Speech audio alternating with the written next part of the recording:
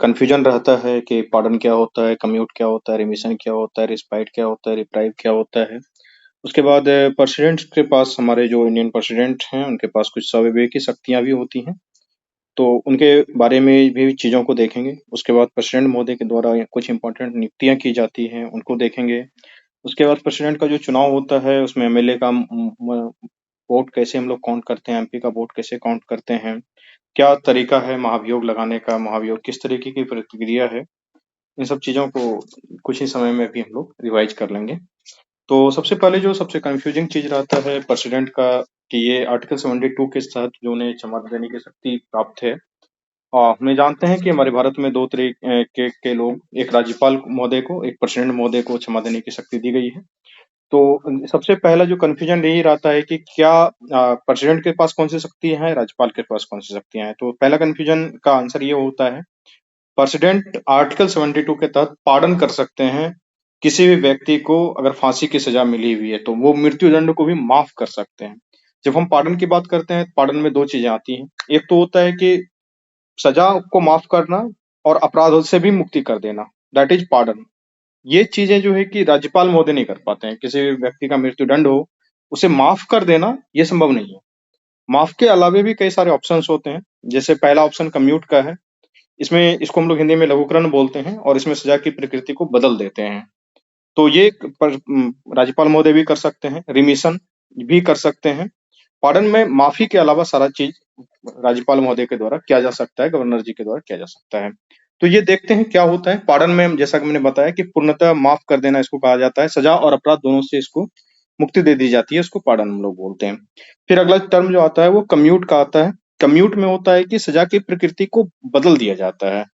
उसके बाद होता है, हम लोग जानते हैं, रिमिशन। तो रिमिशन में क्या होता है कि सजा की समय को कम कर दिया जाता है। इस उसमें सजा की प्रकृति को बदला जाएगा। कम्यूट में इस चीज का ध्यान रखेंगे, उसको लघुकरण हिंदी में कहा जाता है। जैसे कि उसमें जो है कि 2 साल का कठोर कारावास है, तो सजा की प्रकृति को जब बदला जाएगा तो 1 साल के साधारण कारावास में आपको बदला जा सकता है। रिमिशन में क्या होता है कि सजा के समय को सिर्फ कम किया जाता है। जैसे कि 2 वर्ष का मान लीजिए आपको कठोर कारावास मिला है, तो आपको 1 वर्ष का कठोर कारावास ही मिलेगा। इसमें सजा की प्रकृति को नहीं बदला जाता है। रिमिशन में सिर्फ सजा के समय को कम किया जाता है। एक और भी व्यवस्था की गई है हमारे संविधान के द्वारा, उसको रिस्पाइट बोलते हैं, इसको विराम। विराम का मतलब ये होता है कि किसी विशेष परिस्थिति की वजह से समाज सजा को कम करना। इसमें परिस्थिति विशेष होनी चाहिए, जैसे कोई गर्भवती महिला है, कोई दिव्यांगजन है, कोई वृद्ध व्यक्ति है। इन तरीके के लोगों का विशेष परिस्थिति में हम लोग काउंट करते हैं, कंसीडर करते हैं, उसके सजा को कम कर देते हैं। उसके बाद जो आता है हमारा अगला, वो व्यवस्था किया गया है रिप्राइव का, जिसको हम लोग हिंदी में प्रतिविलंबन बोलते हैं। इसमें दंड को कुछ समय के लिए टाल दिया जाता है। दंड ना तो उसकी प्रकृति बदली गई है, ना तो दंड को कम कर दिया गया है। जैसे फांसी होनी है तो 10 तारीख को फांसी होनी, तो उसको टाल के अगले महीने में 20 तारीख को कर दिया जाएगा, या 25 तारीख को कर दिया जाएगा, या साल भर के लिए, 6 महीने के लिए, जितने भी दिनों के लिए टाला जाएगा। लेकिन उसको सिर्फ और सिर्फ स्टे लगाया जाएगा। टेम्पोररी स्टे इसको कहते हैं, टाला जाता है। किसी भी सूरत में सजा उसमें ना कम होता है ना खत्म होता है, उसको बोलते हैं हम लोग रिप्राइव। तो ध्यान रखेंगे, पहला है पार्डन, उसको क्षमा बोलते हैं हम लोग। इसमें सजा और अपराध दोनों से मुक्ति मिल जाती है आपको। कम्यूट, लघुकरण बोलते हैं इसको हिंदी में। इसमें सजा की प्रकृति को बदला जाता है। रिमिशन, इसमें सजा के समय को कम कर दिया जाता है। रिस्पाइट, विशेष परिस्थिति की वजह से सजा को कम करना, ये जो है कि रिस्पाइट विराम कहलाता है। और रिप्राइव, जो प्रतिलंबन की बात मैंने की, प्रतिलंबन में दंड को कुछ समय के लिए टाला जाता है सिर्फ। ठीक है, तो आई थिंक कि इसमें जो है कि कंफ्यूजन नहीं होगा। अगर किसी को कोई डाउट है तो इसमें पूछ सकते हैं, बता देते हैं। देखिए, मार्शल लॉ के केस में क्या है कि प्रेसिडेंट महोदय मार्शल लॉ को या कोर्ट मार्शल को, मार्शल लॉ नहीं होता है, कोर्ट मार्शल होता है। Court martial yes sir. के भी सजा को कम कर सकते हैं। ये पांचों के पांचों तरीके उसमें अपनाए जा सकते हैं कि उसकी सजा को कम करना, उसकी सजा को माफ करना, उसके सजा के प्रकृति को बदल देना, विशेष परिस्थिति में सजा को कम कर देना, या दंड कुछ समय के लिए टाल देना। ये मार्शल लॉ में राष्ट्रपति महोदय कर सकते हैं, लेकिन गवर्नर के पास किसी भी तरीके की कोई पावर नहीं रहती है मार्शल लॉ में। सिर्फ और सिर्फ प्रेसिडेंट के पास होता है। ठीक है, हम लोग जानते हैं कि राष्ट्रपति के कुछ स्वविवेकी शक्ति भी होती है। तो हम लोग जानते हैं कि वो कौन कौन सी शक्तियां हैं जहां की राष्ट्रपति महोदय खुद के विवेक से काम करते हैं। तो किसी, क्या हमने क्या कहते हैं, बताया था कि विधेयक को जब आपत्ति सहित वापस भेजना होता है, जिसको कि हम लोग निलंबन वीटो बोलते हैं, तो वहां पे राष्ट्रपति के स्वविवेक की शक्ति काम आती है। वो क्या कहते हैं, आर्टिकल 74 के तहत मंत्री परिषद के सलाह के लिए बाध्य नहीं होते हैं वहां पे। उसके बाद विधेयक को रोक के रखना, जेबी का प्रयोग जब होता है तो वहां भी मंत्री परिषद के वो सलाह के लिए जो है कि बाध्य नहीं होते हैं। ये सबसे बड़ा अधिकार अगर कोई राष्ट्रपति महोदय के पास है तो यही अधिकार है जेबी वीटो का, इसको पॉकेट वीटो आप लोग बोलते हैं। संसद को संदेश भेजना यह भी राष्ट्रपति की स्वविवेकी शक्ति होती है। विधेयक को स्वीकृति देना यह भी राष्ट्रपति की स्वविवेकी शक्तियां हैं। उसके बाद क्या कहते हैं, आर्टिकल 78 के तहत किसी विषय से संबंधित प्रधानमंत्री से जानकारी लेने के संबंध में भी एक आर्टिकल है। ये भी काफी बड़ा पावर है राष्ट्रपति महोदय के पास। ये भी जो है कि उनके स्वविवेक की शक्ति के तहत ही आता है। और किसी भी परामर्श को पुनर्विचार के लिए भेजना, जो आर्टिकल 74 के तहत परामर्श देता है मंत्री परिषद, उसको पुनर्विचार के लिए भी भेजना, ये भी राष्ट्रपति की स्वविवेक की शक्ति ही होती है। ठीक है। उसके बाद हम लोगों ने देखा था कि राष्ट्रपति महोदय कुछ चीजों की नियुक्ति करते हैं। नियुक्ति में जो है कि 10-12 नियुक्तियां हैं, उनको अगर आप याद रखेंगे तो बहुत आसानी से याद हो सकता है। सबसे बड़ी नियुक्ति तो राष्ट्रपति महोदय के द्वारा प्रधानमंत्री की जाती है। तो आप जानते हैं कि आर्टिकल 75 के तहत राष्ट्रपति प्रधानमंत्री की नियुक्ति करता है और प्रधानमंत्री के कहने पे अन्य मंत्रियों की नियुक्ति की जाती है राष्ट्रपति के द्वारा। ठीक है। उसके बाद आप जानते हैं कि आर्टिकल 76 में महान्यायवादी जो है अटॉर्नी जनरल ऑफ इंडिया, उनकी नियुक्ति भी राष्ट्रपति महोदय के द्वारा किया जाता है। आर्टिकल 148 के तहत कैग जो कंप्यूटर और ऑडिटर जनरल ऑफ इंडिया होता है, उनकी भी नियुक्ति राष्ट्रपति महोदय के द्वारा किया जाता है। उच्चतम न्यायालय के न्यायाधीश की नियुक्ति राष्ट्रपति के द्वारा किया जाता है। तो मेरा अगला सवाल है, क्या उच्च न्यायालय के न्यायाधीश की नियुक्ति किसके द्वारा की जाती है? राष्ट्रपति के द्वारा ही किया जाता है, राज्यपाल परामर्श किया जाता यहीं है। पे बच्चों को कंफ्यूजन होता है कि उच्च न्यायालय के न्यायाधीश की नियुक्ति राज्यपाल के द्वारा किया जाता है। बिल्कुल नहीं, उच्च न्यायालय के भी न्यायाधीशों की नियुक्ति मुख्य न्यायाधीश के साथ साथ अन्य न्यायाधीश भी, उसकी भी नियुक्ति जो है कि राष्ट्रपति महोदय के द्वारा ही किया जाता है। राज्यपाल को किसी भी न्यायाधीश की नियुक्ति का अधिकार नहीं दिया गया है। उच्च न्यायालय के न्यायाधीश हों या उच्चतम न्यायालय के न्यायाधीश हो, सारों की नियुक्ति सिर्फ और सिर्फ राष्ट्रपति के द्वारा ही किया जाएगा। आप जानते हैं कि चुनाव आयुक्त और मुख्य चुनाव आयुक्त के अलावा अन्य चुनाव आयुक्त भी होते हैं, उन सभी की नियुक्ति जो है राष्ट्रपति महोदय के द्वारा किया जाता है। जितने भी कॉन्स्टिट्यूशनल बॉडीज हैं, SC/ST आयोग हो जाए, OBC आयोग हो जाए, इन सभी के अध्यक्षों की जो नियुक्ति होती है, इन सभी के सदस्यों की नियुक्ति वो राष्ट्रपति महोदय के द्वारा ही किया जाता है। संघ लोक सेवा के आयोग के जो सदस्य होते हैं, संघ लोक सेवा आयोग के जो अध्यक्ष होते हैं, उनकी नियुक्ति राष्ट्रपति के द्वारा किया जाता है। जितने भी तरीके के प्रशासक को भी नियुक्त करना हो, राज्यपाल को नियुक्त करना हो, आर्टिकल 155 के तहत आपको पता है कि राज्यपाल की नियुक्ति होती है। राज्यपाल जहाँ संसाधित क्षेत्र है वहां पे कई कई जगह पे उप राज्यपाल की व्यवस्था है। जैसे कभी के समय में अगर हम बात करें तो दिल्ली में हो गया, जम्मू कश्मीर में हो गया, पुडुचेरी में, यहाँ सब लेफ्टिनेंट गवर्नर की व्यवस्थाएं हैं। और कुछ ऐसे भी संशासित क्षेत्र हैं जहाँ पे डायरेक्ट प्रशासक की नियुक्ति होती है, तो वहां पे प्रशासक की भी नियुक्ति जो होती है, जैसे कि दादरा नगर हवेली में है या फिर पुडुचेरी में है या लक्षद्वीप में है, इन सब जगह प्रशासक की नियुक्ति होती है और प्रशासक की नियुक्ति भी राष्ट्रपति महोदय के द्वारा ही किया जाता है। आप जानते हैं कि हर 5 वर्ष में वित्त आयोग का गठन किया जाता है और वित्त आयोग के अध्यक्ष और सदस्यों की नियुक्ति भी राष्ट्रपति महोदय के द्वारा किया जाता है। अरविंद पनगड़िया के साथ साथ 5 अन्य सदस्यों की नियुक्ति भी की गई है राष्ट्रपति महोदय के द्वारा। आप एक चीज जाने कि संघ राज क्षेत्र के जो मुख्यमंत्री होते हैं, जैसे दिल्ली के मुख्यमंत्री भी आतिशी मारलोना बनी है, तो उनकी भी नियुक्ति राष्ट्रपति के द्वारा किया गया है। ये कंफ्यूजन पॉइंट रहता है, सबको लगेगा कि वहाँ अलजी हैं, अलजी साहब के द्वारा नियुक्ति की जाती होगी। जी नहीं, एक अधिनियम है हमारे पास, संघ राज्य क्षेत्र सरकार अधिनियम 1963, उसके तहत जो है कि इसकी नियुक्ति की जाती है। और संघ राज्य क्षेत्र के मुख्यमंत्री की नियुक्ति आर्टिकल 239 क के तहत सिर्फ और सिर्फ राष्ट्रपति महोदय के द्वारा किया जाता है। इसलिए आपने देखा होगा कि जब आतिशी मारलोना जी की नियुक्ति हो रही थी तो उन्होंने बोला गया कि 2-3 दिन लेट लग सकता है अरविंद केजरीवाल जी के इस्तीफा देने के बाद। क्यों? क्योंकि वो नियुक्ति प्रेसिडेंट के तहत होती है, प्रेसिडेंट के यहाँ फाइल जाएगा, प्रेसिडेंट के यहाँ से फाइल पास होके आएगा, उसके बाद ही वो नियुक्ति की जानी थी। इसलिए संघ राज्य क्षेत्र के मुख्यमंत्रियों की नियुक्ति भी राष्ट्रपति के द्वारा ही किया जाता है। आप जानते हैं कि आर्टिकल 52 के तहत हमारे यहाँ पे एक व्यवस्था किया गया है कि भारत का एक राष्ट्रपति होगा। और आर्टिकल 53 के तहत ये भी बताया गया है कि संघ की कार्यपालिका की शक्ति जो है वो राष्ट्रपति में ही निहित होगी। और वो जानते हैं कि उसकी जो भी शक्तियां होती है उसको अपने द्वारा या फिर अपने अधीनस्थ अधिकारियों के द्वारा राष्ट्रपति महोदय कार्यपालिका की शक्ति का प्रयोग करते हैं। और वो इस प्रकार से संघ के कार्यपालिका के अध्यक्ष यानी कि एग्जीक्यूटिव हेड होते हैं, वो राष्ट्रपति ही हो जाते हैं। आर्टिकल 53 में भी ये भी बताया गया है, आर्टिकल 53(2) के तहत ये कहा गया है कि संघ राज्य क्षेत्रों के जो रक्षा बल होते हैं उसके सर्वोच्च क्या कहते हैं सम्मादेष्टा, जिसको कि सुप्रीम कमांडेंट बोला जाता है, वो राष्ट्रपति ही होते हैं। तो अब यहाँ पे सवाल आता है कि क्या ये जो सुप्रीम कमांडेंट हैं, तो तीनों सेना के सुप्रीम कमांडेंट राष्ट्रपति ही होते हैं, ये सब लोग जानते हैं, जनरल पॉइंट है। लेकिन यह जो शक्ति है राष्ट्रपति महोदय के पास, क्या ये विधायी नियंत्रण से स्वतंत्र शक्ति है या विधायी नियंत्रण के अधीन शक्ति है? विधायी नियंत्रण से स्वतंत्र और अधीन शक्ति का मतलब ये होता है कि क्या ये आर्टिकल 74 के तहत बाइंडिंग है? क्योंकि आप जानते हैं कि आर्टिकल 74 में उसके पास एक मंत्रिपरिषद है, उसके सलाह के तहत ही वो राष्ट्रपति महोदय काम करता है। तो ये जो सुप्रीम कमांडेंट होते हैं सेना के, और इसमें जो डिसीजन लेना होता है, किसी के खिलाफ वार का घोषणा करना, जो भी घोषित होता है वो राष्ट्रपति महोदय के द्वारा ही घोषित होता है, और यह शक्ति विधायी नियंत्रण के तहत है। इस बात का ध्यान रखना है। प्रेसिडेंट महोदय अपने मन से घोषित नहीं कर सकते हैं युद्ध को, जब तक कि उनको सलाह नहीं दिया जाएगा। तो वो विधायी नियंत्रण के तहत है, उसको सलाह दिया जाता है, तभी प्रेसिडेंट महोदय ऐसा कर सकते हैं। आपको पता होगा कि राष्ट्रपति चुनाव के लिए निर्वाचन मंडल का गठन किया जाता है। इसमें एक खास बात यही है कि सबको जानकारी है हर चीजों का। उसमें जो 70वें संविधान संशोधन हुई थी 1992 के तहत, उसमें दिल्ली और पुदुचेरी की विधानसभा भी भाग लेती है, और जम्मू कश्मीर की भी विधानसभाएं भी भाग ले रही, अगर होगी तो लेंगी, ऐसे तो जम्मू कश्मीर को हो सकता है कि राज्य बना दिया जाए। उसके बाद आप जानते हैं कि भारत की जो राष्ट्रपति का निर्वाचन होता है वो अनुपातिक प्रतिनिधित्व एवं एकल संक्रमणीय मत प्रणाली के अनुसार होता है। ये सभी जो है कि आप लोग जानते हैं। राष्ट्रपति अपने पद ग्रहण के तारीख से 5 वर्ष तक रहेगा, ये सभी जानकारी है। लेकिन मान लीजिए कि 5 वर्ष के अंत तक भी राष्ट्रपति का कोई सक्सेसर नहीं आता है, तो राष्ट्रपति पद छोड़ते नहीं है। जब तक उनका सक्सेसर उनके ऑफिस में आ नहीं जाता, तब तक राष्ट्रपति अपने पद पे बने रहते हैं। इस चीज का ध्यान रखना है। राष्ट्रपति को अगर त्याग पत्र देना हो तो उपराष्ट्रपति महोदय को देते हैं, उपराष्ट्रपति को त्याग पत्र देना हो तो राष्ट्रपति महोदय को देते हैं। और जब क्या कहते हैं, राष्ट्रपति महोदय त्याग पत्र देते हैं, त्याग पत्र देने के बाद इसकी सूचना लोकसभा अध्यक्ष को भी दी जाती है। ऐसा क्यों किया जाता है, इसकी जानकारी है क्या? कि जब राष्ट्रपति महोदय त्याग पत्र देते हैं तो इसकी सूचना लोकसभा अध्यक्ष को भी दिया जाता है।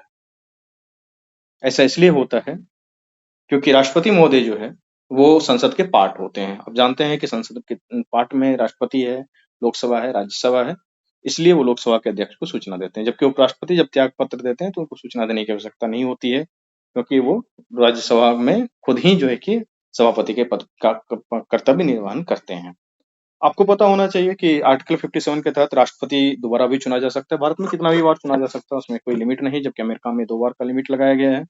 आर्टिकल 58 में जो है कि राष्ट्रपति के लिए अर्हताएं लागू की गई हैं। इसमें अर्हताएं कुछ इस तरीके से हैं कि वो भारत के नागरिक हों, उसका उम्र 35 वर्ष हो चुका हो, वो लोकसभा के सदस्य के निर्वाचन के योग्य हों, और साथ के साथ लाभ के पद पे ना हो। अब मेरा ये सवाल है कि एक व्यक्ति भारत का राष्ट्रपति तभी बन सकता है जब वो भारत का जन्मा नागरिक हो। क्या ये बात सही है? नहीं सर, क्यों? क्योंकि भारत को अगर नागरिकता हुई होता है तो राष्ट्रपति का चुनाव ही आ सकता है। उसमें जन्मे नागरिक की आवश्यकता नहीं होती है। मेरा अगला सवाल ये है कि भारत के राष्ट्रपति की अर्हताएं हैं कि वो 35 वर्ष का उम्र उन्होंने पूरा कर लिया हो, साथ के साथ वो संसद के सदस्य बनने की योग्यता रखते हैं। क्या ये सही है? यस सर, सही है दोनों। नहीं, दोनों सही नहीं। पहला स्टेटमेंट सही है, दूसरा स्टेटमेंट गलत है। संसद के सदस्य नहीं, लोकसभा के सदस्य बनने की योग्यता रखते हैं।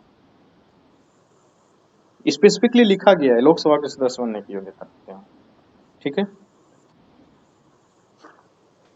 उसके बाद आप लोग जानते हैं कि राष्ट्रपति पे जो है कि संविधान के अतिक्रमण के आधार पर ही सिर्फ महाभियोग लगाया जा सकता है। महाभियोग एक न्यायिक प्रक्रिया है। 14 दिन के पूर्व, महाभियोग चलाने से 14 दिन पूर्व राष्ट्रपति महोदय को सूचना देना पड़ता है। उसके बाद क्या कहते हैं, अगर राष्ट्रपति का मृत्यु हो जाए, किसी भी तरीके से पद रिक्त हो जाए, मृत्यु हो जाए या त्याग पत्र देने से, तो 6 महीने के अंतर्गत जो है कि राष्ट्रपति का चुनाव करवाना अनिवार्य है। तब तक जो है कि उपराष्ट्रपति महोदय उसके कार्यकाल को देखेंगे। अगर उपराष्ट्रपति महोदय भी उपस्थित नहीं है, सुप्रीम कोर्ट के चीफ जस्टिस, अगर सुप्रीम कोर्ट के चीफ जस्टिस महोदय भी उपस्थित नहीं है तो सुप्रीम कोर्ट के जो सीनियर मोस्ट जज होंगे वो इन चीज को देखेंगे। जब तब तक के लिए राष्ट्रपति का कार्यकाल वो चलाते रहते हैं। ठीक है। आप जानते हैं कि राष्ट्रपति में जो है कि जब वो राष्ट्रपति का कार्यकाल में राष्ट्रपति का काम करते रहते हैं, मान लीजिए कि वो कार्य पे हैं अपने, उन्होंने 1 साल के लिए कोई काम कर दिया है राष्ट्रपति महोदय के रूप में, उसके बाद ये पता चले कि उनका इलेक्शन ही नन एंड वॉइड घोषित कर दिया गया है। आप जानते हैं कि सुप्रीम कोर्ट में ही सिर्फ केस चल सकता है, किसी भी हाई कोर्ट में किसी भी तरीके के इलेक्शन का केस जो है कि नहीं चल सकता है।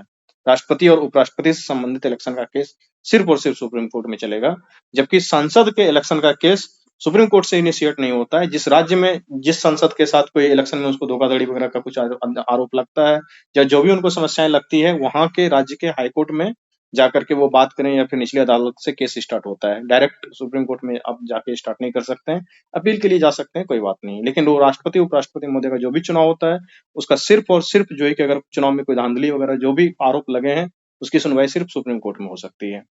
तो अब मेरा सवाल ये है कि मान लीजिए राष्ट्रपति महोदय ने 1 साल का कार्यकाल लगभग पूरा कर लिया है, उसके बाद ये पता चला है कि उनका जजमेंट आया है कि राष्ट्रपति महोदय का जो चुनाव था, वो चुनाव में कोई गलती हुई थी, गड़बड़ी हुई थी, इसके कारण इनके इनके पद को जो है कि अब खत्म कर दिया जाता है। तो उन राष्ट्रपति जी को हटना पड़ेगा, क्योंकि उनका चुनाव जो है कि रद्द कर दिया गया है। तो क्या उनके द्वारा जो काम किया गया था 1 साल के अंतर्गत, वो भी नल एंड वॉइड घोषित हो? नहीं सर। नहीं सर, घोषित नहीं होगा। बिल्कुल, वो काम उनके द्वारा अगर कुछ कर दिया गया है, तो वो नल एंड वॉइड घोषित नहीं किया जा सकता है। आप जानते हैं आर्टिकल 361 के तहत जो है कि उनके कार्यकाल के दरमियान राष्ट्रपति और राज्यपाल के विरुद्ध किसी भी तरीके का आपराधिक मुकदमा नहीं चलाया जा सकता है। व्यक्तिगत हैसियत से किए गए कार्यों के संबंध में राष्ट्रपति कार्यालय को सूचना देने के 2 माह पूर्व सूचना देने के बाद ही सिविल का मुकदमा चलाया जा सकता है, आपराधिक मुकदमा नहीं चलाया जा सकता है। इस तरीके से जो क्या कहते हैं, ये राम मंदिर का विवाद वाला केस चल रहा था, इनमें उस समय कोई क्या कहते हैं, मुख्यमंत्री थे, वो बाद में राज्यपाल बन गए थे, और जब तक वो राज्यपाल थे तब तक उनके ऊपर केस नहीं चला था, आपराधिक मुकदमा नहीं चला था। जब वो राज्यपाल के पद से हटे थे, उसके बाद फिर मुकदमे की बात आई थी। ठीक है, लेकिन वो उस समय अयोध्या जन्मभूमि विवाद के टाइम पे वो मुख्यमंत्री थे उत्तर प्रदेश के। ठीक है, मैं नाम भूल रहा हूँ उनका। उसको आपको पता है कि विशेष परिस्थितियों में जो एक अध्यादेश भी राष्ट्रपति महोदय जारी करते हैं। आर्टिकल 108 के तहत वो संयुक्त अधिवेशन को भी बुलाते हैं, और आर्टिकल 118 में ये बात कही गई है कि संयुक्त अधिवेशन की अध्यक्षता लोकसभा के अध्यक्ष के द्वारा किया जाएगा। आप जानते हैं कि हमारा जब राष्ट्रपति का निर्वाचन के बारे में संसद जो संविधान है, उसमें बहुत बातें नहीं लिखी गई हैं। उसमें ये लिखा गया है कि संसद इसके लिए कानून बनाएगा। तो संसद ने एक कानून बनाया था, राष्ट्रपति उपराष्ट्रपति निर्वाचन अधिनियम 1952, और 1997 में इसमें रिसेंट संशोधन हुआ है। और पहले जो है कि किसी भी तरीके का कोई अनुमोदक और प्रस्तावक की आवश्यकता नहीं होती थी, तो लोग ऐसे भी अपना नाम कमाने के लिए कई बार जो है कि राष्ट्रपति का चुनाव लड़ लिया करते थे। बाद में फिर 10 अनुमोदक 10 प्रस्तावक की बात हुई, फिर 20 अनुमोदक 20 प्रस्तावक की बात हुई, और फिर आगे चल के जो है कि 50 अनुमोदक और 50 प्रस्तावक की बात कर दी गई है। थोड़ा सा इलेक्शन को टफ इसलिए बनाया गया है ताकि हर कोई व्यक्ति जो है कि आम व्यक्ति जिसकी कि जीतने की संभावना बिल्कुल भी ना हो उस इलेक्शन में, और जाके चुनाव ना लड़ाए। ये कहा जाता है कि ये अनडेमोक्रेटिक है, इस तरीके से नहीं होना चाहिए, हर व्यक्ति को अधिकार होना चाहिए डेमोक्रेसी में प्रेसिडेंट का इलेक्शन लड़ने का। लेकिन ये भी बात ज़रूरी है कि जो कैंडिडेट हों, सीरियस हों, इसलिए ऐसा व्यवस्था किया गया है कि 50 अनुमोदक और 50 प्रस्तावक रहें, ताकि कम से कम जो वोट देने वाले आपके लोग हैं, उसमें से 50-50 लोग भी आपको जानें कि आप प्रेसिडेंट के कैंडिडेट हैं, सीरियस कैंडिडेट हैं। ऐसा नहीं कि कोई व्यक्ति आए और वो राष्ट्रपति का चुनाव लड़ने लगे। और उसके साथ-साथ ये भी कहा गया है कि 15,000 रुपया आरबीआई में जमा करवाए जाएँगे, और अगर 1/6 भाग वोट का आपने नहीं लाया है, तो आपकी ज़मानत को जब्त कर दिया जाएगा।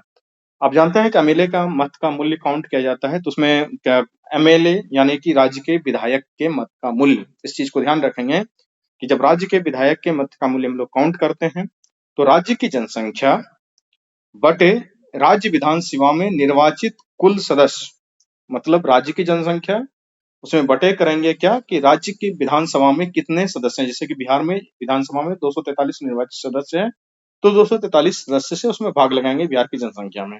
11 करोड़ 10 करोड़ के आसपास की जनसंख्या 2011 की जनगणना में थी। अभी तो 1971 के जनगणना का ही इस्तेमाल करते हैं इसमें।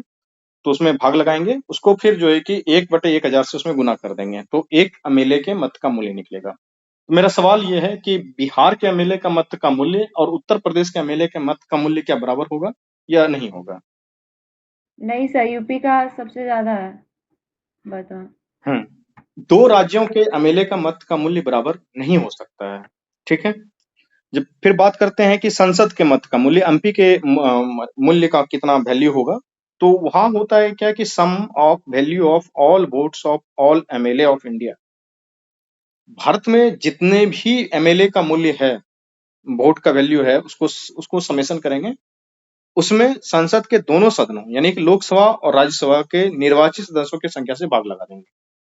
ठीक है, तो उससे क्या निकलेगा, एक एमपी के वोट का वैल्यू निकलेगा। ठीक है, जितने भी राज्य विधानसभाएं हैं, सबसे पहले राज्य विधानसभा से क्या करेंगे, एमएलए के वोट का वैल्यू निकालेंगे। जितना भी वोट का वैल्यू होगा, बिहार का एमएलए का वोट का वैल्यू, उत्तर प्रदेश के एमएलए का वोट का वैल्यू, उसके बाद फिर सिक्किम का, कर्नाटक का, केरल का, भारत के सभी एमएलए के वोट के वैल्यू को एक जगह रखेंगे, उसको समेशन करेंगे, उसमें जो संसद के दोनों सदनों के सदस्य हैं, लोकसभा और राज्यसभा के निर्वाचित सदस्य, उसकी संख्या से भाग लगा देंगे। तो मेरा अगला सवाल ये है कि क्या बिहार के सांसद के मत का मूल्य और उत्तर प्रदेश के सांसद के मत का मूल्य बराबर होगा या अलग अलग होगा? अलग अलग होगा सर। अलग अलग होगा सर। बिहार के सांसद एक सांसद के मत का मूल्य और सिक्किम के एक सांसद के मत का मूल्य में से किसका मूल्य बड़ा होगा? बिहार का। बिहार का। मेरा अगला सवाल ये है कि बिहार के सांसद का मत का मूल्य और असम के सांसद के मत का मूल्य में से किसका मूल्य बड़ा होगा? इसमें बिहार का होगा। बिल्कुल गलत है। तो सारा आंसर आप लोगों ने गलत संसद दिया। का सेम होगा सबका। सबका सेम रहता है। सांसद के मत का मूल्य ही सेम होता है, चाहे वो बिहार के लोकसभा के यस सर। सांसद हो चाहे राज्यसभा के सांसद हो, तो भी मत का मूल्य सेम रहेगा। क्यों? आप सिंपल सा मैथमेटिक्स का फॉर्मूला देखें, फॉर्मूला में क्या था? ये तो एमपी का मत जो मूल्य निकलता है उसका वैल्यू क्या होता है? वो तो एक एवरेज है ना। उसमें आपने किसको किससे डिवाइड किया है? सभी राज्य के विधानसभाओं के निर्वाचित सभी सदस्यों के मत का मूल्य आपने निकाला है। यानी कि भारत में जितने भी एमएलए हैं उसके वोट को आपने रखा है न्यूमरेटर में, भाग आपने किससे दिया है? डिनोमिनेटर में भाग किससे लगाया है? लोकसभा और राज्यसभा के निर्वाचित सदस्यों की संख्या, यानी कि संसद के निर्वाचित सदस्यों की संख्या से आपने भाग लगाया है। तो जो आएगा वो एक एवरेज वैल्यू आएगा, और वो जो एवरेज वैल्यू आएगा तो हर व्यक्ति का बराबर होगा, क्योंकि वो वैल्यू ही एवरेज है। ये सिंपल मैथमेटिक्स है। ठीक है, तो एमपी के मत का मूल्य पूरे भारत में सबका बराबर होता है, लेकिन एमएलए के मत का मूल्य हर राज्य में अलग अलग होता है। तो मेरा कहना यह है कि क्या कहते हैं, एक जो है कि विधानसभा क्षेत्र है बिहार में काराकाट, और एक एक है काराकाट लोकसभा का क्षेत्र है, एक में विधानसभा का क्षेत्र है रामगढ़, और एक विधानसभा का क्षेत्र है तरारी। ये दोनों ही विधानसभा बिहार में है। इस दोनों के विधायकों का मत का मूल्य राष्ट्रपति के चुनाव में किसका ज्यादा होगा, किसका कम? दोनों का बराबर होगा सर। बिल्कुल। एक बिहार में विधानसभा क्षेत्र है क्या कहते हैं बेलागंज, और एक उत्तर प्रदेश के मान लीजिए कि विधानसभा का क्षेत्र है अयोध्या। किसका मूल्य मत का मूल्य ज्यादा होगा, किसका मत का मूल्य कम होगा? अयोध्या उत्तर का प्रदेश वाले का ज्यादा होगा सर। अयोध्या के उत्तर प्रदेश वाले के जो विधायक हैं उनके मत का मूल्य ज्यादा है, और बिहार के विधायकों का मत का मूल्य कम है। सिक्किम वालों का तो और भी कम। ठीक है, आप लोग जानते हैं कि 84th संविधान संशोधन अधिनियम 2001 में किया गया था। ये अटल बिहारी वाजपेयी के सरकार में किया गया है ये संशोधन, और इसमें ये बात लिखी गई है कि बस 2026 से पहले 2026 के बाद के पहले जनगणना के सुसंगत जो आंकड़े आएंगे उसके प्रकाशित होने तक जनगणना के आंकड़ों का प्रयोग 1971 का ही किया जाएगा। ठीक है, अब जो नया वाला क्या कहता है डिलिमिटेशन आयोग बैठेगा, उसमें क्या किया जाएगा कि 1971 अभी तक यूज किया जा रहा था। 2026 के बाद जो पहली जनगणना होगी उसका आंकड़ा निकाला जाएगा और उस आंकड़े के हिसाब से डिलिमिटेशन किया जाएगा। अभी तक 4 बार ही डिलिमिटेशन हुआ है, उसके बाद डिलिमिटेशन हो नहीं पाया है। ये हर 10 साल पे डिलिमिटेशन होना चाहिए था, लेकिन जनसंख्या को कंट्रोल करते हुए, ध्यान में रखते हुए ये 1971 वाले की चीजों को अभी तक जो है कि लगाया गया है इसमें फाउंडेशन। उसके बाद आप लोग जानते हैं कि राष्ट्रपति लोकसभा को भंग भी कर सकता है, एक तो मंत्रिपरिषद की अनुशंसा पे, दूसरा राष्ट्रपति जो है कि कई बार मंत्रिपरिषद के बात को मानने के लिए बाध्य नहीं होता है। ऐसा केस तब आता है जब राष्ट्रपति जी को यह लगे कि यह मंत्रिपरिषद या प्रधानमंत्री के साथ जो मंत्रिपरिषद है अगर वो बहुमत खो दिया है अपना, उस समय आप कोई रिकमेंडेशन वगैरह करेंगे तो फिर वो आपके बात को मानने के लिए बाध्य नहीं होंगे।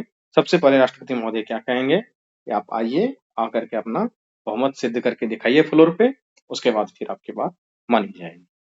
राष्ट्रपति के पास कुछ कार्य होते हैं। आप जानते हैं कि राष्ट्रपति के कुछ विधायी कार्य हैं, जैसे कि क्या कहते हैं नियंत्रण महालेखा परीक्षक की रिपोर्ट को रखना।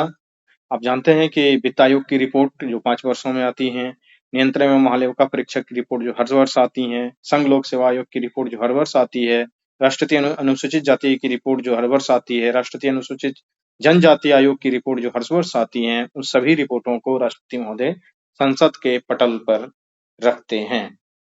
हमारे क्या कहते हैं राष्ट्रपति के कार्यकाल के दरमियान डॉक्टर जाकिर हुसैन साहब और डॉक्टर फखरुद्दीन अली अहमद, इन 2 लोगों का मृत्यु कार्यकाल के दरमियान ही हो गया था। उसके बाद जो आपातकाल पे सिग्नेचर करने वाले राष्ट्रपति थे वो फखरुद्दीन अली अहमद साहब ही थे। उसके बाद एक राष्ट्रपति आज तक ऐसे हुए हैं, नीलन संजीवन रेड्डी साहब, वो निर्विरोध निर्वाचित हुए थे।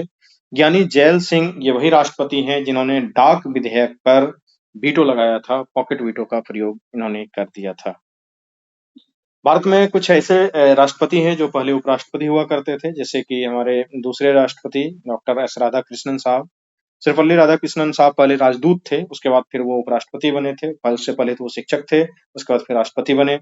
उसके बाद जाकिर हुसैन साहब ये उपराष्ट्रपति थे। उसके बाद फिर जो है कि उसके राष्ट्रपति बने थे। उपराष्ट्रपति बनने से पहले ये जामिया मिलिया इस्लामिया कॉलेज के प्रिंसिपल हुआ करते थे। आप सोच सकते हैं एक प्रिंसिपल आगे चल के राष्ट्रपति भी बने थे। बीवी गिरीश साहब ये राजदूत थे हमारे, ये भी क्या कहते हैं आगे चल के फिर राष्ट्रपति बने।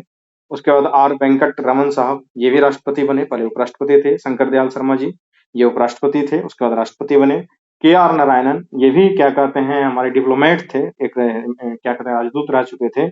उसके बाद फिर उपराष्ट्रपति बने और फिर जो है कि राष्ट्रपति बने थे। हाँ, ये जस्टिस संजीव खन्ना साहब जो हैं ये हंसराज खन्ना साहब के भतीजे हैं। और हंसराज खन्ना साहब बहुत बड़े जज थे इंडिया के, मतलब कि टॉप मोस्ट अगर जज में जो मोस्ट रिप्यूटेड जज, प्रेस्टिजियस जज, जिनका कि मोस्ट रिस्पेक्टफुल जज अगर कोई हैं तो वो उसमें से एक नाम हंसराज खन्ना साहब का जरूर है। आप जानते हैं हंसराज खन्ना साहब वही जज हैं जिन्होंने इमरजेंसी के दरमियान इंदिरा गांधी जी को कोर्ट में बुला करके इतना घसीटा था, इतने सवाल उनसे किए थे, उनके पसीने छुड़ा दिए थे। किसी जज की उस समय इतनी हिम्मत नहीं हुआ करते थे। इंदिरा गांधी थी उस टाइम पे, और उनको कोर्ट में बुलाना, कोर्ट में बुला के उनसे सवाल जवाब करना, ये वही व्यक्ति कर सकता था, हंसराज खन्ना। और उन्हीं का भतीजा अभी कि वो जज बनने के लिए आए हुए हैं, चीफ जस्टिस बनने हैं, संजीव खन्ना साहब। तो उम्मीद करते हैं कि अपने चाचा जी की तरह, जिस तरीके से उनके चाचा जी काफी शानदार जज रहते, एक फिलोसफर जज थे, जज तो चाहिए, साथ के साथ इतनी नॉलेज थे उनके पास कि वो उनको फिलोसफर जज कहा जाता है। आप सोच सकते हैं फिलोसफर कोई व्यक्ति तभी होता है जब नॉलेज का एक चरम सीमा लोग पार कर जाते हैं। तो उस टाइप के वो जज थे। साथ के साथ जो अभी ये जज रिसेंट जज हैं जो कि रिटायर होने वाले हैं, सीजेआई साहब डीवाई चंद्रचूड़, इनके पिताजी भी लॉन्ग क्या कहते हैं serving chief justice of India, उनके पिताजी भी रहे हैं वाई वी चंद्रचूड़ साहब, वो भी काफी अच्छे जज थे।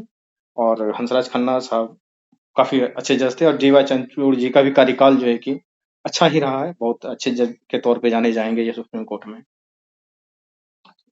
कम से कम जो इससे पिछले जज थे, चाहे वो क्या कहते हैं जस्ट नहीं कर रहे हैं हम, जितने भी ब्यूरोक्रेट्स रिटायर होते हैं सबके लिए एक कूलिंग पीरियड होना चाहिए। और साथ के साथ जजों के साथ तो ये लागू कर देना चाहिए कि वो किसी भी तरीके के पद पे उसके बाद जो है कि किसी पद पे जाकर नियुक्ति ना लें, क्योंकि इसमें होता है कई बार जब वो रिटायर होने लगते हैं तो कुछ ऐसे फैसले दे देते हैं जो कि कन्फ्लिक्ट ऑफ इंटरेस्ट को देखा जाता है।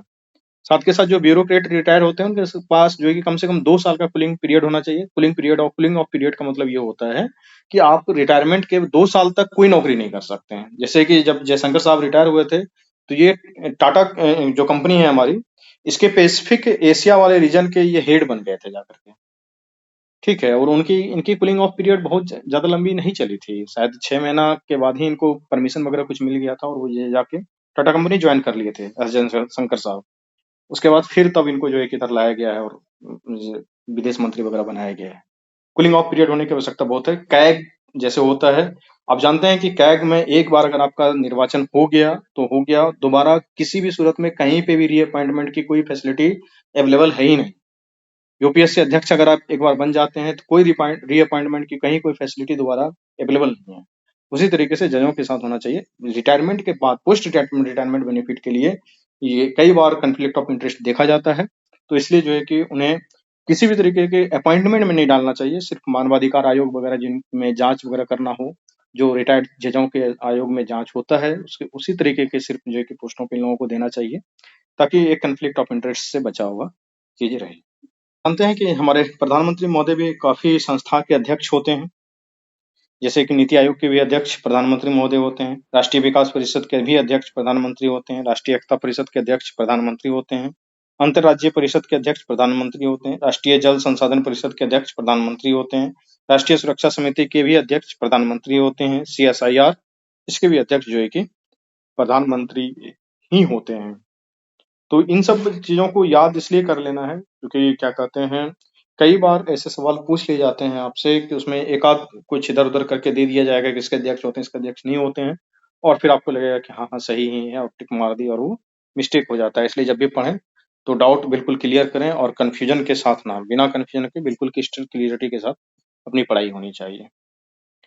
फिर सर एक और चीज पूछना है, दूसरा। हाँ, हाँ, तो उसको एक बार थोड़ा सा डिफाइन कर दीजिए। फोर्थ जज केस के बारे में आप जानते हैं कि एनजेएसी एक्ट लाया गया था, एक विधेयक लाया गया था, और उस एनजेएसी विधेयक को जो है कि रद्द किया गया था। ठीक है, तो वो जो वो तो एनजेएसी, लास्ट में लगाया था। वही वही हाँ वही जी। उसी को जो है कि आप लोग फोर्थ जज केस के बारे में। नहीं सर, इसमें 4 आया ना, फर्स्ट, सेकंड, थर्ड, फोर्थ, अच्छा तो मतलब चारों को हम बोल रहे अच्छा, हैं चारों को बता डिफाइन। दें। यस सर, था सर। देखिए, जो चार जजेस के केस हुए हैं, ये केस काफी फेमस हैं, और पिछले बार बीपीएससी में से एक सवाल पूछा भी गया था। तो ये जो जज के केस हुए थे, ये चीफ जस्टिस के अपॉइंटमेंट को लेकर के ये केस किया गया था। ठीक है, तो सबसे पहले हमें ये जानना है कि जो चीफ जस्टिस के अपॉइंटमेंट का तरीका है वो संविधान में क्या लिखा हुआ था। और दो तरीके हैं, एक तो चीफ जस्टिस के अपॉइंटमेंट का तरीका, और दूसरा जो अदर जज होते हैं उनके अपॉइंटमेंट का तरीका। तो आप जानते हैं कि जो संविधान में लिखा गया है कि CJI is appointed by the president after the consultation with the जज of Supreme Court and High Court as he deems necessary. मतलब कि हमारे चीफ जस्टिस का अपॉइंटमेंट होगा वो प्रेसिडेंट के द्वारा किया जाएगा, राष्ट्रपति महोदय उसको नियुक्त करेंगे, और वो कंसल्टेशन किससे करेंगे, तो सुप्रीम कोर्ट के क्या कहते हैं जस्टिस से, और हाई कोर्ट के जस्टिस से अगर उनको आवश्यकता लगती है तो। जो अदर जज हैं उनके बाद नियुक्ति के बारे में ये लिखा गया है हमारे संविधान में कि जो अदर जज की अपॉइंटमेंट होगी वो consultation with the chief justice and such other जजेज of the Supreme Court and High Court as he deems necessary. ये बताया गया है कि अगर उनको लगता है कि राष्ट्रपति महोदय नियुक्त करेंगे, चीफ जस्टिस के साथ साथ अदर जस्टिस जो होंगे सुप्रीम कोर्ट के, उनसे कंसल्ट किया जाएगा, और अगर हाई कोर्ट के जस्टिस से, हाई कोर्ट के किसी चीफ जस्टिस से कंसल्टेशन की आवश्यकता हो तो वो भी कंसल्टेशन लिया जाएगा।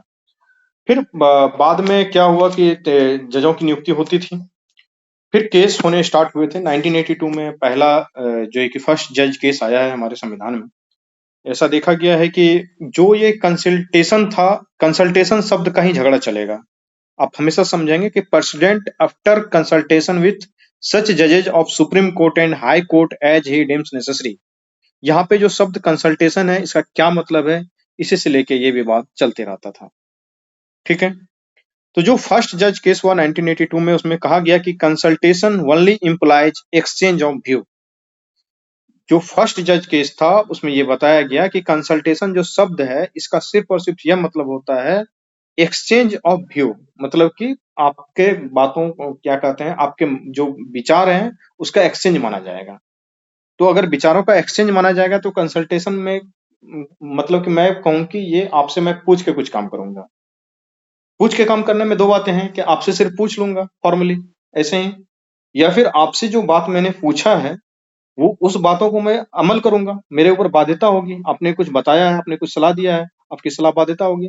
तो फर्स्ट जज केस में क्या किया गया कि बाध्यकारी नहीं है, सिर्फ एक्सचेंज ऑफ व्यू है कि ठीक है आपने सलाह दिया, मैंने सुन लिया, ये बाध्यकारी नहीं रहेगा। सेकंड जज केस हुआ 1993 में।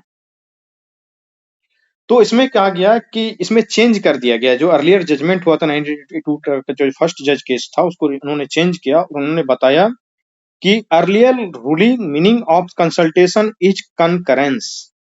अब जो हम लोगों ने पहली बार क्या पढ़ा था, consultation only implies exchange of view, अब यहाँ पे इन्होंने लाया कि कंसल्टेशन इज कंकरेंस, मतलब कि जो कंसल्टेशन किया जाएगा, जो सलाह होगा वो अब बाध्यकारी होगा। ठीक है, तो जो भी एडवाइस किया जाएगा, the advice trended by the other CJI is binding on the president. Second जज केस में जस्ट पहले जज के केस को रिवर्स कर दिया गया। 1982 में फर्स्ट जज केस, 1993 में सेकंड जज केस हुआ।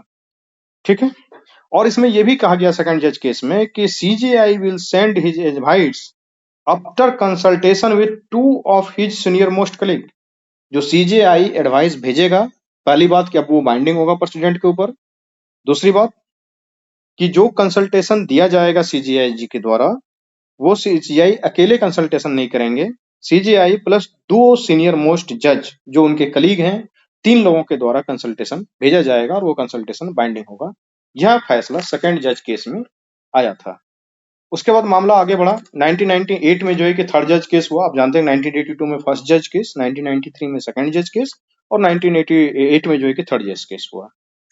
उसमें कहा गया कि chief justice of India required consultation of plurality of जजेज, मतलब कि जो पोलरिटी होता है जिसको कि बहुमतवाद बोलते हैं, कंसल्टेशन में अब ये कहा जाएगा। सीजीआई अभी तक क्या कर रहा था सेकंड जज केस के बाद कि सीजीआई प्लस 2 सीनियर मोस्ट जज, अब सीजीआई प्लस 4 सीनियर मोस्ट जज, यही से कोलिजियम सिस्टम आती है। CGI plus 4 most senior most जज और वो कंसल्टेशन जो देगा और कंसल्टेशन बाइंडिंग होगा। अब यहाँ पे बताया कि सर आपने एक शब्द बोला था पोलरिटी, मतलब कि बहुमतवाद का सिद्धांत। ये बहुमतवाद का सिद्धांत क्या होता है इस चीज को समझिए। सीजीआई है प्लस 4 जज हैं तो बहुमत कैसे होगा? 3-2 का बहुमत। अगर 3 जज एक तरफ हो गए तो बहुमत हो गया, और 2 जज अगेंस्ट में हो गए तो भी कोई बात नहीं है। नहीं, ये जो 2 जज हैं, अगर कोई 2 जजों ने भी किसी के नाम के ऊपर ऑब्जेक्शन किया है तो फिर उसके जज को उस नाम को आप कंसिडर नहीं करेंगे। ठीक है, ये चीज इसमें लागू कर दिया गया था। CJI should consult a collegium of 4 senior most judges of Supreme Court, and even if 2 judges gives an adverse opinion, he should not send the recommendation to the government. अगर 2 जज अलग रिकमेंडेशन देते हैं, एडवर्स रिकमेंडेशन देते हैं, adverse opinion होता है किसी के नाम के ऊपर, तो फिर वहां पे वो जो है कि उसका नाम नहीं रिकमेंड कर सकते हैं। थर्ड जज केस के बाद ही जो है कि आपका कोलिजियम सिस्टम बहाल होता है। और इसी कोलिजियम सिस्टम को आप अभी तक जानते हैं। जो एक कोलिजियम सिस्टम है उसमें सीजीआई है प्लस 4 सीनियर मोस्ट जज जो है उसके कोलिजियम में रहता है। ये कहलाया थर्ड जज केस। फोर्थ जज केस आया, तो फोर्थ जज केस 2015 में आया था और कोर्ट ने अपना ओपिनियन दिया कि एनजेएससी जो सिस्टम है, ठीक है, ब्यूटी नहीं होगा। फोर्थ जज केस 2015 में हुआ था। इसमें कोर्ट ने ओपिनियन दिया था कि ये जो एनजेएससी सिस्टम आया है ये ठीक है, कोर्ट ने फोर्थ जज केस के बारे में बोला था कि ये जो एनजेएससी सिस्टम लाया गया है, नेशनल जुडिशियल अपॉइंटमेंट कमीशन, ये इफेक्ट करेगा इंडिपेंडेंस ऑफ जुडिशरी, और एनजेएससी एक्ट को पूरी तरीके से शट डाउन कर दिया गया था सुप्रीम कोर्ट के द्वारा। ये था आपका फोर्थ जज केस।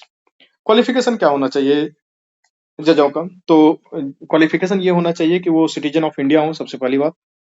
जज रह चुके हों हाई कोर्ट में 5 साल तक के लिए, किसी हाई कोर्ट में वो जज रह चुके हों, या फिर एडवोकेट रह चुके हों हाई कोर्ट में 10 साल के लिए, या फिर वो एक डिस्टिंग्विश्ड जूरिस्ट हो in the opinion of president, और कोई भी मिनिमम एज अपॉइंटमेंट के लिए नहीं है। इस चीज का ध्यान रखेंगे, मिनिमम एज रिक्वायर्ड नहीं है जज के अपॉइंटमेंट के लिए सुप्रीम कोर्ट में। जी जी सर। रिटायरमेंट का एज है 6 ईयर और 65 ईयर, लेकिन मिनिमम एज नहीं है। तो 3 ही कंडीशन है, एक तो सिटीजन ऑफ इंडिया हो, या जज रह चुके हो हाई कोर्ट में 5 साल के लिए, एडवोकेट रह चुके हो हाई कोर्ट में 10 साल के लिए, या फिर डिस्टिंग्विश्ड जूरिस्ट हो in the opinion of president, और किसी भी तरीके का कोई मिनिमम अपॉइंटमेंट अथवा मिनिमम एज जो है कि रिक्वायर्ड नहीं करते हैं। अब इनका रिमूवल का क्या प्रोसेस होगा? तो रिमूवल का प्रोसेस ऐसा होगा कि द ग्राउंड ऑफ रिमूवल में सिर्फ 2 ग्राउंड दिए गए हैं, एक तो प्रूव्ड मिसबिहेवियर और दूसरा इनकैपेसिटी। कहीं भी संविधान का क्या कहते हैं अतिक्रमण वगैरह का प्रयोग, शब्दों का प्रयोग यहाँ नहीं किया गया है। राष्ट्रपति के रिमूवल में संविधान के अतिक्रमण का शब्द का प्रयोग किया गया है। यहाँ पे क्या किया गया है कि पहला शब्द है प्रूव्ड मिसबिहेवियर और दूसरा शब्द है इनकैपेसिटी। ठीक है, आप पढ़ते हैं ना, को मानसिक रूप से स्वस्थ नहीं हो, फिर शारीरिक रूप से स्वस्थ नहीं हो, दिवालिया हो गए हो, मानसिक रूप से दिवालियापन हो गया हो। Yes sir. ठीक है, तो वही है इनकैपेसिटी। तो ये क्या कहते हैं कि इसके फिर रिमूवल स्टार्ट किया जा सकता है। जो रिमूवल स्टार्ट होता है जज का, वो जज इंक्वायरी एक्ट 1968 के तहत इसको स्टार्ट किया जाता है। उसके प्रोसीडर्स उसमें बताए गए हैं किस तरीके से जजों को हटाया जाएगा। तो उसके रिमूवल के लिए बहुत ही टफ प्रोसेस है कि 100 मेंबर होना चाहिए लोकसभा के केस में और 50 मेंबर होना चाहिए राज्यसभा के केस में, और वो रिमूवल मोशन को साइन करके देना पड़ेगा। अगर लोकसभा में स्टार्ट हो रहा है रिमूवल मोशन तो 100 मेंबर साइन करके दें, ऐसे नहीं 50 मेंबर दें साइन करके राज्यसभा के केस में। उसके बाद उसको जो रिमूवल का मोशन आएगा उसको स्पीकर या चेयरमैन के पास जाएगा। अगर लोकसभा में जाता है तो स्पीकर के पास, अगर राज्यसभा में जाता है तो चेयरमैन के पास जाएगा। वो या तो एडमिट कर सकते हैं वो या रिफ्यूज कर सकते हैं उस रिमूवल को। अगर वो मोशन एडमिट कर लेते हैं तो फिर जो है कि 3 मेंबर का एक कमेटी बनाया जाएगा जो कि इन्वेस्टिगेट करेगा ये जो चार्जेज इनके ऊपर लगाए गए हैं क्या ये चार्ज सही है या गलत है। तो इस मेंबर में कौन कौन लोग होंगे 3 मेंबर के कमेटी में? इसमें चीफ जस्टिस और ए जज ऑफ द सुप्रीम कोर्ट, या तो चीफ जस्टिस ऑफ इंडिया रहेंगे या फिर कोई और सीनियर मोस्ट जज या जो भी रहेंगे सुप्रीम कोर्ट कोई जज रहेंगे, पहला मेंबर। दूसरा मेंबर किसी हाई कोर्ट के चीफ जस्टिस को उसमें रखा जाएगा। सुप्रीम कोर्ट से एक जज को लेंगे या चीफ जस्टिस को लेंगे, हाई कोर्ट से सिर्फ चीफ जस्टिस को लिया जाएगा, हाई कोर्ट के जज की बात नहीं है, चीफ जस्टिस को लिया जाएगा हाई कोर्ट से, और एक डिस्टिंग्विश्ड जूरिस्ट, ठीक है। ये उस चीज को केस करेंगे, सॉरी चेक करेंगे, मिसबिहेवियर हुआ है नहीं हुआ है, इनकेपेसिटी है इनकी नहीं है, ठीक है। उसके बाद फिर ईच हाउस में जो है कि पार्लियामेंट में स्पेशल मेजोरिटी के साथ इसको पास करवाना पड़ेगा, प्रत्येक हाउस में, लोकसभा में भी राज्यसभा में भी। फाइनली वो मोशन पास होकर के प्रेसिडेंट के पास जाएगा, प्रेसिडेंट महोदय ऑर्डर ऑफ रिमूवल जारी करेंगे और तब जाकर के जज जो है कि रिमूव होंगे। आप सोच सकते हैं कि ये प्रोसेस कितना कठिन है, एक चीफ जस्टिस या किसी भी जज को हटाने का प्रोसेस। इस तरीके से इसका रिमूवल किया जाता है। क्लियर? 3 मेंबर में सुप्रीम कोर्ट के मुख्य न्यायाधीश या सुप्रीम कोर्ट के अन्य न्यायाधीश, हाई कोर्ट के मुख्य न्यायाधीश और एक डिस्टिंग्विश्ड जूरिस्ट, ये 3 मेंबर होने चाहिए उस कमेटी में, ठीक है। तब जाकर के वो रिमूव किया जाएगा। तो क्लियर हो गया कि 100 मेंबर लोकसभा में, 50 मेंबर राज्यसभा में एक रिमूवल मोशन साइन करके देगा, स्पीकर को देगा या चेयरमैन को देगा, वो एडमिट कर सकते हैं या रिफ्यूज कर सकते हैं। अगर एडमिट करते हैं तो फिर 3 मेंबर का एक कमेटी बनाया जाएगा। उस 3 मेंबर में जो है कि चीफ जस्टिस रहेंगे सुप्रीम कोर्ट के या फिर एक जस्टिस रहेंगे सुप्रीम कोर्ट के, चीफ जस्टिस रहेंगे हाई कोर्ट के, एक डिस्टिंग्विश्ड जूरिस्ट रहेंगे, वो उसको चेक करेंगे मिसबिहेवियर इनकेपेसिटी। अगर हुआ है मिसबिहेवियर इनकेपेसिटी तो प्रत्येक हाउस ऑफ पार्लियामेंट के द्वारा स्पेशल मेजोरिटी से उस मोशन को पास करवाया जाएगा। मोशन को पास करवाने के बाद प्रेसिडेंट के पास भेजा जाएगा, प्रेसिडेंट साहब ऑर्डर जारी करेंगे रिमूवल का, तब जाके जज का रिमूवल होगा।